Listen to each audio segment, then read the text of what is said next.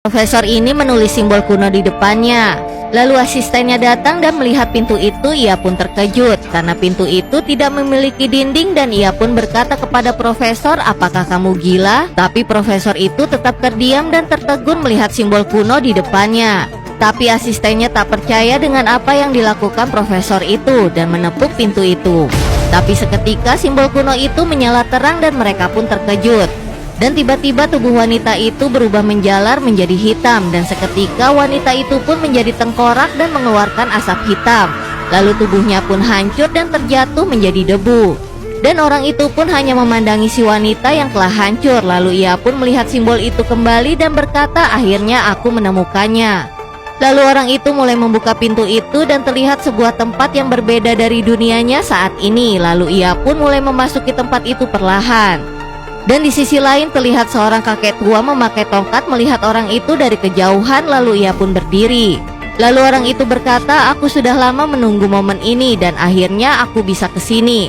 Sembari melihat kakek tua itu lalu berkata kembali, "Apakah kamu mengingatku?" Lalu kakek tua itu terdiam dan memandangi orang itu dan mencoba mengingat siapa orang itu. Dan akhirnya si kakek pun mengingatnya bahwa dia adalah anak kecil yang dulu pernah ke tempatnya. Dan ia pun sudah mengusirnya karena takut terpengaruh oleh iblis di tempat itu. Dan si kakek pun kembali berkata bahwa kamu tidak pantas untuk menjadi pewarisku karena hatimu tidak suci. Lalu orang itu kembali berkata, "Berpuluh-puluh tahun aku mempelajari bagaimana cara bisa sampai kembali ke sini. Dan bahkan aku telah menjadi profesor dan kau bilang aku tidak pantas." Lalu orang itu melihat sebuah bola bercahaya dan ia pun menghampirinya. Dan seketika para iblis yang berada dalam patung itu pun terus mempengaruhi orang itu agar tidak mempercayai si kakek tua.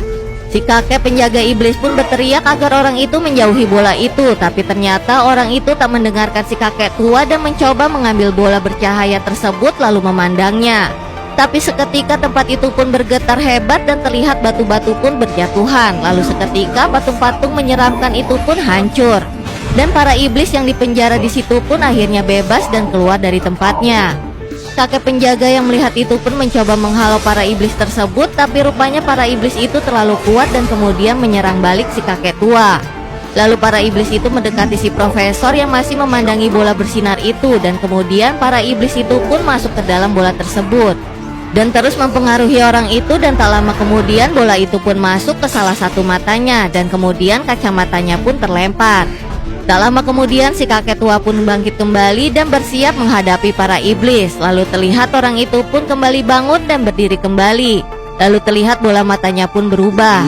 Lalu sang kakek tua coba menyerang profesor yang dirasuki iblis itu. Tapi dengan mudahnya ia pun menangkal serangan petir si kakek tua.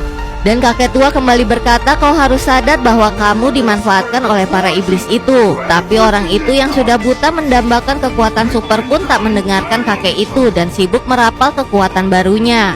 Lalu ia pun berkata kepada si kakek, "Kau takkan bisa mendapatkan orang yang terpilih, hanya aku yang terkuat sekarang." Lalu kemudian ia pun menyerang kakek tua itu. Lanjut ke part selanjutnya ya.